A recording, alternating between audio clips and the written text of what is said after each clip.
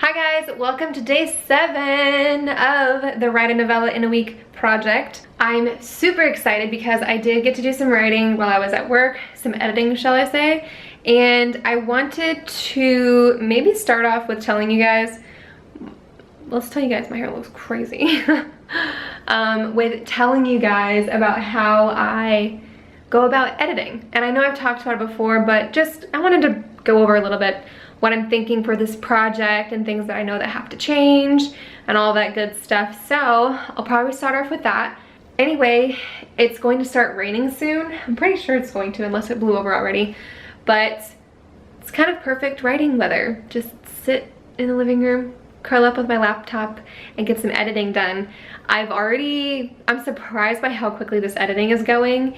And I just started reading Anna Vera's book, and her writing is a lot more descriptive than my writing. That's my weakness. So it's really been inspiring for me to reconnect with the fun part almost of writing. Like, I used to love to write stuff like that when I was younger, and I've almost gotten too consumed with the mechanical, I almost said mechanical aspects of writing. So making sure my plot is the best it can be, and you know, characters and all that's really good and all of it's needed, and it's like the bones of a story, but everything else is from the descriptors, and that really is what makes people feel like they're a part of the story, and it makes the story feel real.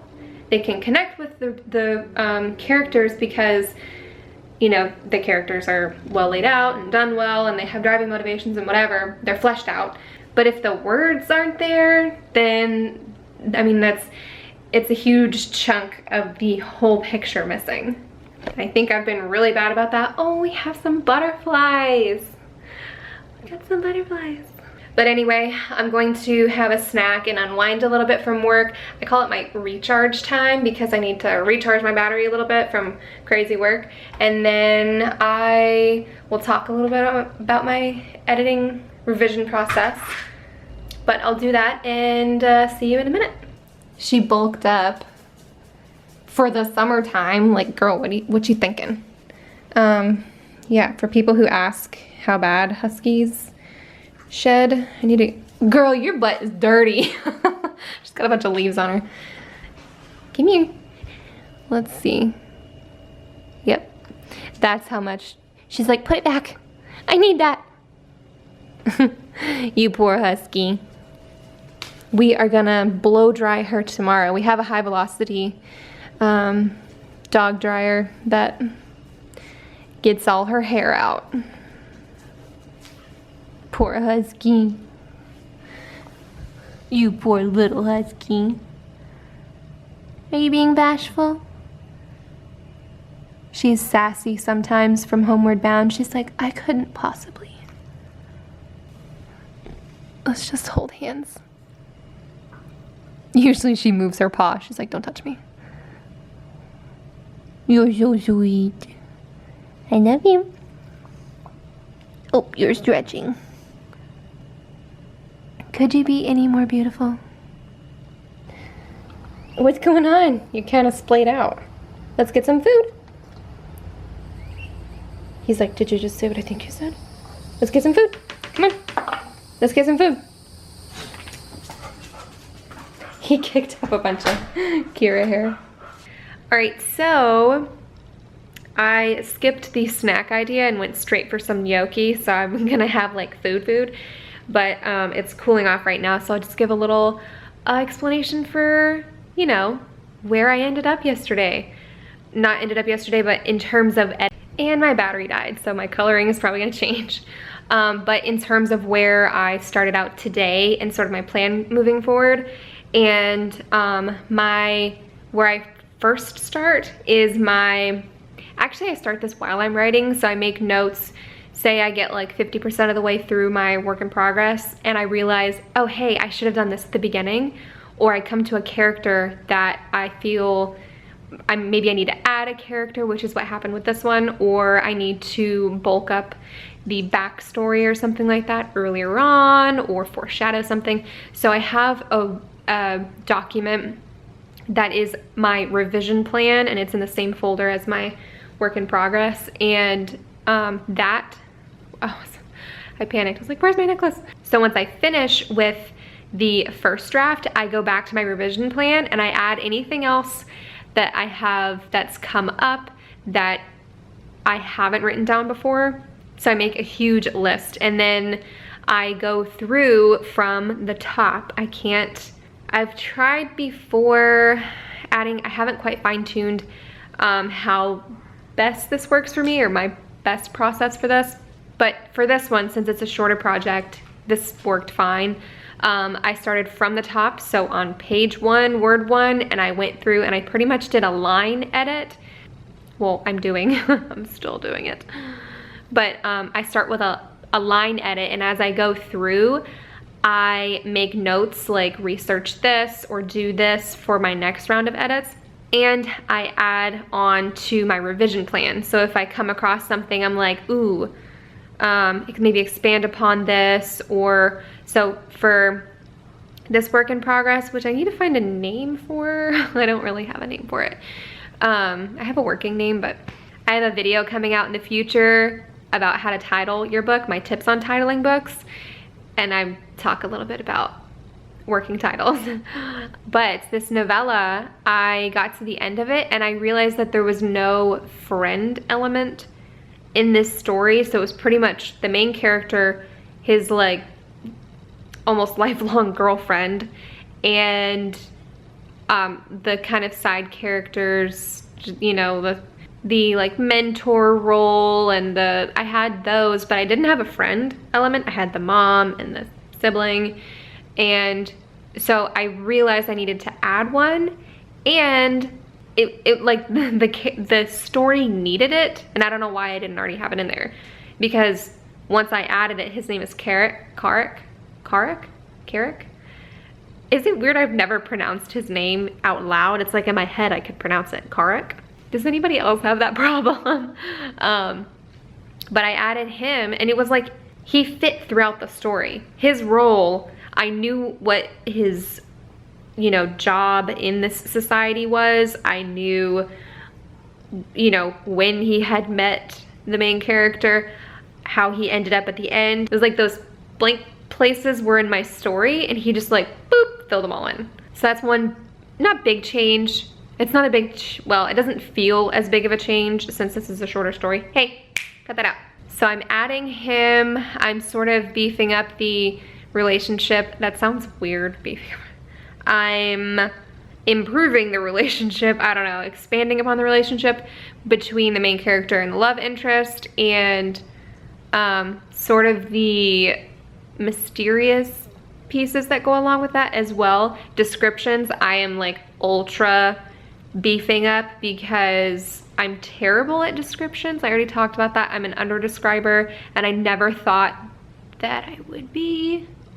I don't know, I just didn't think that that was a problem for people. I just thought people were underwriters in general.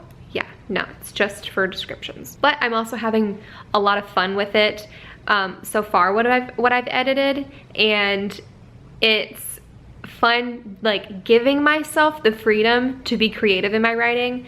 And I think before I've been so focused up until now on seeing how many words I can get out, and while a higher word count is great for like the bones of the story and getting everything out in the first draft out, filling in those details takes time. Like I pause, it takes me a lot longer to figure out the right words I want to say and use together. And so I'll be writing a little bit, I'll go through, I'll be reading, I'll add some things here and there, and that's like I'll hit a piece where I'm like, ooh, I need to not go off on a tangent, but just let creative words flow, just for the sake of being creative and not for adding word count or, you know, writing quickly. So I think that's an important writing life lesson that I've learned recently is, yes, words per hour. Sorry if you hear weird noises, Rocky is chewing on himself. Words per hour is important, and it's good to be able to, you know, get out the first draft quickly, I think, because that's a huge hurdle for a lot of people. I can't believe how thin my writing has been, and Another future video I'm gonna do is about the Elysian Prophecy. I'm still not 100% sure if I want to do it yet, but sort of maybe the mistakes I made in the Elysian Prophecy, which I think a lot of writers wouldn't admit to so freely. I don't know. A lot of writers, for their marketing purposes, want to make their books seem perfect and like the gem and the be-all, end-all, and not everybody. People aren't cocky about it, but you know, you don't want to highlight the things that are wrong, but I might just do that for the sake of being transparent and telling you guys how I feel, because I feel like a lot of writers are like this, and it's hard because your debut novel is your debut novel, but you improve with every book that you write. So you look back and you're like, oh, now I could write that story so much better, but you know, you needed it. It was a stepping stone to get where you are. But anyway, I want to do a separate video on that, so let me know if you're interested. Comment down below if that's something that, you know, maybe you're like, that would be writing suicide. I don't know, like marketing suicide. Also, can we just appreciate my little cuddle bug? She's so cute. She's funny though, because she'll come and lay next to me and she'll cuddle with me, but she doesn't want me to touch her. I touch her and she's like, ugh, and she gets up and moves. But, so I just have to silently sit here and like, oh, my baby. Also, Rocky is laying it on pretty dang heavy. Look at him. Are you cute? Do you think you're the cutest? He's like a statue. And there he goes. All right, just changed into my super comfy hoodie. I like writing in this thing, but it's kind of funny because it almost looks exactly like my last one, or the last shirt that I was wearing. But anyway, got comfy. Now it's time to write or edit. Now I'm editing. Since I left, you stood the test of time like a leader. It got too far, and I will always linger. You went away to feel the wind getting thinner. It worked and I was on the verge looking back. We had all the reasons to split, and we made it final, went into forever. The decay was double the fall. I'm immediately regretting my decision to come out here in a long sleeve because it is like 100 degrees today. I can't film. So we're gonna go back inside. I don't know what I was thinking. All right, so long, Kira, Rocky. Y'all can stay out here. That's great timing too, because the neighbor just started mowing his grass. Ugh, that was hot. Rocky, come on. Let's get some food. Did I feed you? Let's get some food, come on. Letting all the AC out. And then he's gonna come try to jump on the door. Get in here. Letting my hair down. I'm coming at you from the present now. As you know, all of my clips for this series were delayed in me getting them up, and now I am with current times. So the last clip that you saw was me pretty much, I had a little wrap up already filmed for how that day went, but I figured I would just pop back on here. I'm currently editing this video that you see. I figured I'd pop back on here and give you like an update, a final, how things have gone so far, and yeah, how the editing's been going, because it's been a couple weeks since the last clip. Final word count right now, and I still have to edit maybe like 5 pages worth of stuff at the end. Oh, my foot. I'm pretty sure I broke or fractured my foot. So right now I'm sitting at 24,661 words, I think it is. So I have added more, quite a bit more as I've been going through and editing, and I have a lot of notes, so there's still more things that I need to add. So I might end up around 28,000 words for this novella, which is funny enough kind of where I was shooting for anyway. I just couldn't do it in the first draft. But now that I know I have things I want to add, and I know I've developed the story a little bit more as I went through, partially in thanks to, actually in large part, thanks to John Truby's The Anatomy of Story. I started reading through that probably like halfway through writing this novella, and realized I needed to go back and add some things. But there's still some other stuff I need to go back and add, and then I can't wait for somebody to read this. Like mostly somebody that has already read The Elysian Prophecy, because I feel like my writing has already, it's grown a lot since The Elysian Prophecy, and you know, like I said already, I want to make a different video about that.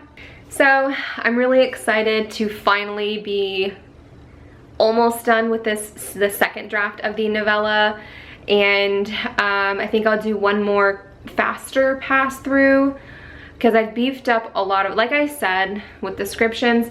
My descriptions are so much better now in this book, and I think if I do another pass through, I could add a little bit more too, but I'm gonna try to make it a quicker pass through and then get it to a couple beta readers, get some feedback on things, and then send it to a proofreader after that. And I'm not doing developmental or line edits for this one, even though I could definitely use line edits, I'm sure. So I think that'll be great.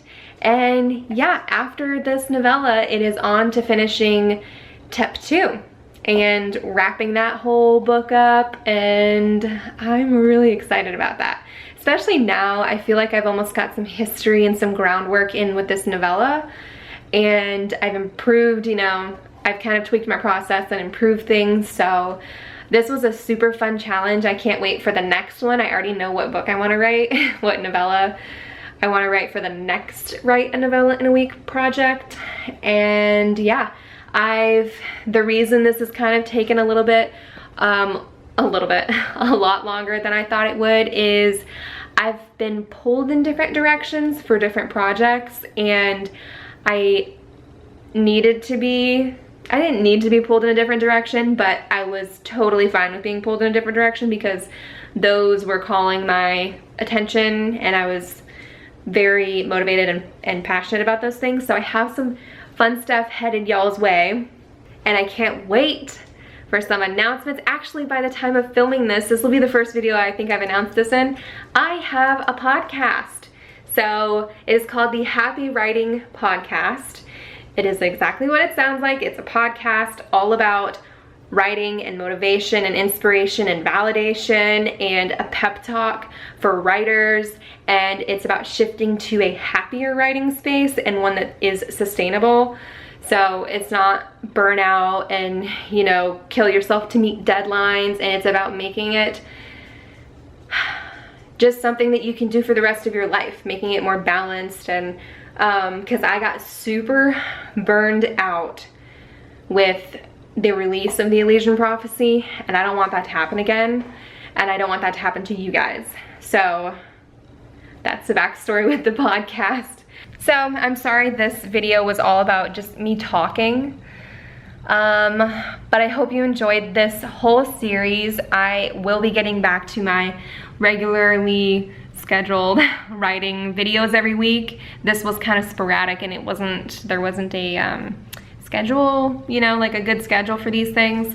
So I will be getting back into my weekly videos. I have a bunch lined up now that I've sort of had a break from it. I've had some time to mull over and brainstorm some ideas. So yeah, I got a lot of stuff coming at you guys, and I have the whole rest of my year planned. I've got all my big projects planned, and yeah, I think I'm gonna be hard pressed to do it all, but I've got a lot of stuff happening, and I've been way more productive lately than I've ever been, and I'm gonna tell you guys all about that in future videos. So I think this video has been long enough, so I'm gonna go ahead and wrap it up to wrap up this whole series. And yeah, I'll see you guys in my next video. Bye.